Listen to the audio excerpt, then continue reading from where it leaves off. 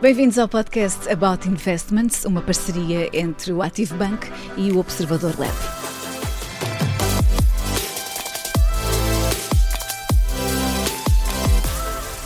Porque o Active Bank é o banco que simplifica, vamos fazer isso mesmo, vamos simplificar temas complexos, vamos transformar então temas que impactam a vida financeira de investidores em conversas claras e simples, pois claro. O meu nome é Ana do Carmo e no outro microfone está o Bruno Coelho, administrador imobiliário da empresa Doutor Finanças. O Bruno é pai, é professor, é gestor, também é desportista, joga touch rugby e já representou Portugal no Mundial este ano vai ao Europeu de touch rugby. Neste episódio do About Investments, vamos tentar perceber mais sobre o tema comprar casa, utilidade ou investimento. Olá, Bruno. Bem-vindo. Olá, Ana. Bruno, vamos começar por tentar perceber o que é que se passa em Portugal. No nosso país, comprar casa continua a ser um objetivo de vida, pelo menos é a ideia que passa, mas olhando para o contexto atual, a questão dos juros, dos preços das casas, o crédito, as dificuldades parecem-me que são imensas. Aliás, fala-se imenso disto. A solução para este caso é arrendar? Bem, eu começo por dizer que vai sempre depender. Vai sempre depender do estágio de vida em que a pessoa está. Mas vou começar pelo início e pela pergunta que falaste, que tinha a ver justamente com o estágio em que Portugal se encontra, nomeadamente a nível da habitação. E, de facto, o que nós temos é um problema estrutural de oferta. É um problema em que não há oferta necessária para a procura que existe. E isso tem vindo a condicionar bastante e a afetar bastante os preços dos imóveis. E naturalmente tem havido uma escalada muito grande desses preços ao longo dos últimos anos. Pronto. Que seria natural não fosse os rendimentos não acompanharem, não conseguirem acompanhar este aumento tão significativo, porque de facto a procura cada vez foi maior. Portugal, à semelhança de alguns países europeus, tem aqui a questão da compra, é algo bastante estrutural, está bastante enraizado, faz parte é visto como sucesso, como é uma questão de cultura até, não é? É super cultural, sinal de maturidade, de sucesso, de conquista, responsabilidade, estabilidade, Exato. Também de algum património e, portanto, é muito visto a esse nível. E de facto, o arrendamento é uma opção. Poderia ser uma opção ainda maior, não fosse o facto de Portugal, tipicamente, ser um país de compradores e não haver um mercado muito dinâmico de arrendamento e, portanto, a oferta a nível de arrendamento ainda é mais diminuta que a oferta para compra e venda de imóveis. Quer dizer, o panorama, então, não se apresenta nada fácil para quem quer arranjar um teto. Sim, repara, o que tem vindo a acontecer mais uma vez, e estamos agora, este ano, pela primeira vez a ver isso, e nós lançámos dados do Observatório também, do Doutor Finanças, o que temos vindo pela primeira vez é um ligeiro abrandamento do crescimento dos preços, okay? Que é algo que teria que acontecer naturalmente. Não vai haver uma quebra de preços, muito se fala sobre isso. O que vai tipicamente acontecer, e o mercado imobiliário é um mercado muito cíclico, muito previsível a médio e longo prazo, e o que vai acontecer vai haver uma pequena diminuição do número de transações e um consequente abrandamento dos preços. Porquê? Porque como o mercado se vai tornar mais lento, vai começar a haver mais oferta e, portanto, isso vai fazer com que os preços diminuam, o número de transações diminua ligeiramente e, portanto, temos aqui um período de estabilidade. Isso só vai, de facto, resolver-se quando nós resolvermos o problema da oferta. E para resolver o problema da oferta nós temos que resolver problemas de licenciamento, burocracia, acesso a mão de obra, que é algo que não se consegue resolver no curto prazo e é algo que demora alguns anos a conseguir ser resolvido. Estamos aqui hoje a falar de comprar casa. Também já falámos de que é uma questão mais ou menos cultural, mas a minha questão, Bruno, é que se comprar casa é de facto uma necessidade ou se por vezes é a emoção a falar mais alto.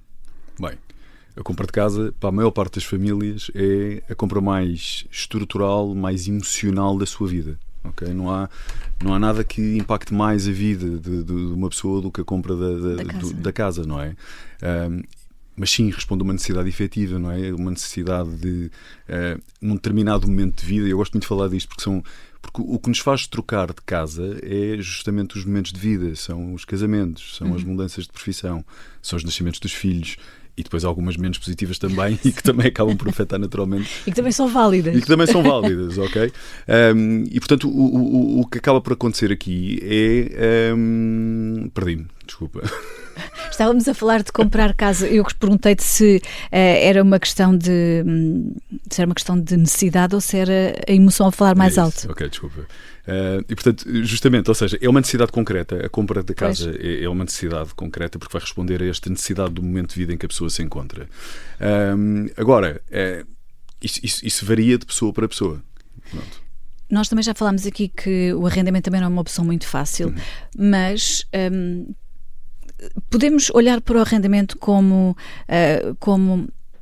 se calhar um trampolim, ou seja, é algo que te permite saltar, não estás tão preso àquele compromisso como estás, por exemplo, tendo casa própria. Sim, gosto imenso da analogia do trampolim, porque de facto muitas vezes pode sê-lo, ok? Enquanto nós pensarmos que o arrendamento nos pode garantir alguma flexibilidade e temporariamente pode funcionar justamente como a capacidade para eu poder até juntar algum investimento inicial para poder comprar o imóvel, quando mesmo do ponto de vista familiar e profissional não tenho uma estabilidade ainda ao nível da minha vida, pode muito possivelmente servir para conseguir perceber também a nível geográfico se faz sentido aquela zona ou não para mim, e portanto pode servir como esse trampolim que depois mais tarde permite fazer o tal investimento ou a compra da casa, inclusive para a habitação própria. Mas estava a pensar que lá está, a opção do arrendamento também é uma opção difícil. Como é que nós arranjamos teto para as pessoas? Repara, temos sempre que conseguir encontrar o melhor para a pessoa num determinado momento. Entre arrendamento ou a compra, eu tenho que perceber primeiro se quer comprar de facto e se faz sentido, se eu tenho uma estabilidade na minha vida, se consigo acomodar o nível de esforço para a prestação do imóvel. Portanto, isso poderá fazer sentido nesse contexto. Por outro lado, se eu não tenho essa estabilidade, se eu preciso de alguma flexibilidade, se quero ter a capacidade até de avaliar outro tipo de soluções, eu tenho que procurar o arrendamento. O que nós vemos de facto, Ana, há uma pressão enorme, seja a nível da compra, seja a nível do arrendamento, há uma pressão enorme a nível do esforço que é exigido do rendimento e, portanto, nós inclusive lançámos esses dados e há uma pressão muito, muito grande para a classe média para conseguir acomodar seja a compra, seja o arrendamento, de facto. Agora, mais uma vez, voltamos ao que falámos no início, de facto, a nível cultural, nós somos muito empurrados, inclusive pelas gerações passadas, para a compra, porque nós vemos isto até como algum património que podemos deixar para os nossos filhos e, portanto, há aqui este peso muito grande, esta pressão muito grande às vezes para a compra. E muitas vezes o facto de nós comprarmos casa não é que não seja o concretizar de um sonho nosso, mas em primeiro lugar se calhar é um concretizar de um sonho dos nossos pais. Absolutamente. Olha, temos estado aqui a falar na questão de comprar casa, arrendar casa, mas abre-se aqui outro leque, outra questão, que tem a ver com o lado do investimento. Em Portugal, compensa comprar casa como investimento? Olha, há uns anos atrás a resposta era muito direta e provavelmente era sim. Okay? Hoje em dia já não é tão direto e é preciso fazer algum tipo de análise e algum tipo de planeamento mais criterioso. É preciso fazer aquilo que eu gosto de chamar no meu livro, saber fazer as contas, tá bem? Saber calcular os custos totais do imóvel. Não dá para calcularmos prestação versus renda. Portanto, quando nós analisamos apenas isto, muito possivelmente nós não vamos conseguir perceber se aquele negócio para nós vai fazer sentido ou não. É preciso mesmo analisar rentabilidades líquidas e o que é isto? É imputar, no fundo, todos os custos que um imóvel pode ter quando nós o estamos a comprar para investimento. Seja numa ótica de revenda, seja numa ótica de colocá-lo para arrendamento. Se nós não fizermos essas continhas todas muito bem feitas, muito possivelmente podemos nos estar a colocar numa situação não tão vantajosa. Estando nos sapatos de um investidor, o que é que tens a dizer a quem está a pensar efetivamente em comprar casa como investimento? Já vimos que há uns anos era um bom investimento, atualmente... Enfim, sim. O que é que tu dirias a quem está a ouvir e a pensar comprar casa como investimento? Eu continuo a acreditar que o imobiliário é a maior oportunidade de investimento em Portugal. Portanto, continuo, inclusive faço também a nível pessoal e, portanto, eu acredito mesmo que é o melhor. O maior conselho que eu posso fazer é para não se precipitarem, para de facto analisarem bem o imóvel, a zona, a localização, qual é a valorização média daquela zona. Quando se fala em imobiliário, a localização é sempre estrutural e, portanto, nós temos que analisar para o fim que nós queremos, ou seja, eu estou a comprar para revender, estou a comprar para arrendar, há mercado para o arrendamento naquela zona. É importante conseguir também fazer algum tipo de análise mais conservadora, ok? Se o juro aumentar, o que é que vai acontecer? Eu tenho que preparar para o pior. E depois, se vier o melhor, é melhor. bom, não é? Exatamente, é bom.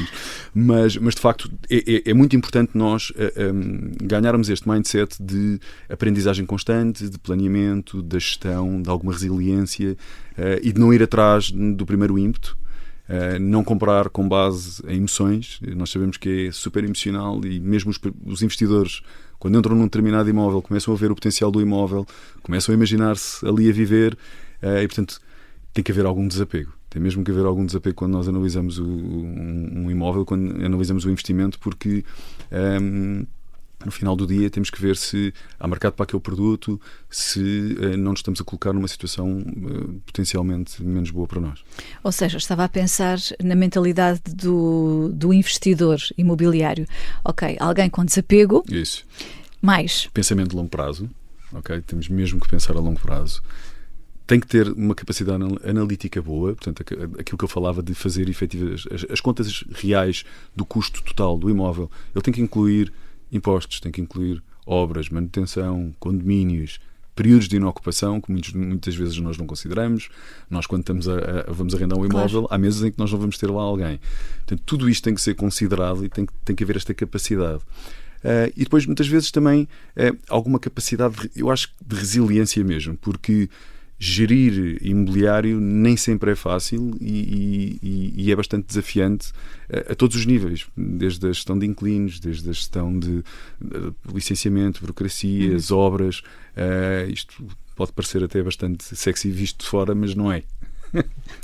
Já falaste aí várias vezes da questão do licenciamento. É de facto um tema no nosso país, o licenciamento? Eu diria que, mais do que algumas medidas que foram tomadas pelo Governo e que eu compreendo do ponto de vista social, e sou super a favor de facilitar a habitação aos jovens, e é muito importante que o façamos, e até porque também já o fomos, e gostávamos de ter tido essa ajuda na altura, mas se nós temos um problema estrutural da oferta, temos que resolver o problema da oferta. E quando nós falamos com os principais construtores, promotores, pequenos investidores, o que vemos é uma burocracia enorme, dificuldades gigantes ao nível das câmaras, o licenciamento é muito difícil, o que não se justifica tendo em conta que nós hoje em dia já temos uma digitalização muito grande até ao nível do Governo e, portanto, não faz sentido nenhum estarmos a dificultar tanto o licenciamento. E se queremos construir, e se queremos que seja atrativo construir, pois medidas como a do IVA que foi lançada, ou medidas como tornar o licenciamento muito mais fácil, muito mais ágil, enquanto não forem resolvidas, nós não vamos conseguir resolver o problema estrutural da oferta. Como agravante, cada ano que passa, estamos a empurrar este tema mais 2 ou 3 anos, porque construir demora tempo, construir leva tempo. Exatamente, uma decisão que é tomada agora só tem impacto real se calhar daqui a 2 ou 3 anos. Isso mesmo. Há pouco disseste uma coisa que eu achei curiosa e que foi que consideras que o investimento imobiliário continua a ser dos melhores investimentos neste momento. Explica. Okay. Aborda, sim. Então, a minha formação base não tem a ver com o imobiliário. Eu tive a sorte de vir parar ao imobiliário e de me apaixonar por ele. E o que eu tenho visto é que o imobiliário nos permite não só aos investidores, mas também a quem trabalha no próprio imobiliário. E quando eu falo em trabalho, estou a falar dos verdadeiros profissionais, das pessoas que se dedicam a isto a tempo inteiro, que olham para isto como uma verdadeira profissão, sejam consultores, mediadores, investidores, promotores, construtores, arquitetos. Se nós pensarmos bem em tudo o que o imobiliário alimenta ao nível do país e ao nível do PIB, a nível nacional, é de facto notável. Porquê é que eu acho que é a maior oportunidade? Porque não é necessário eu ser rico para conseguir, e eu falo muito disso no meu livro, não é preciso ser rico para começar a trabalhar no imobiliário ou para começar a investir no imobiliário. Há uma quantidade de outras formas de o fazer. Eu posso fazer parcerias, eu posso alocar o meu tempo, eu posso fazer crowdfunding. Portanto, há uma quantidade de formas de iniciar estes investimentos que não necessariamente parte com o facto de ter um enorme capital disponível para o fazer. E isso torna-o especial dentro do panorama dos investimentos, não é? Porque tipicamente para fazer investimento eu preciso de ter dinheiro.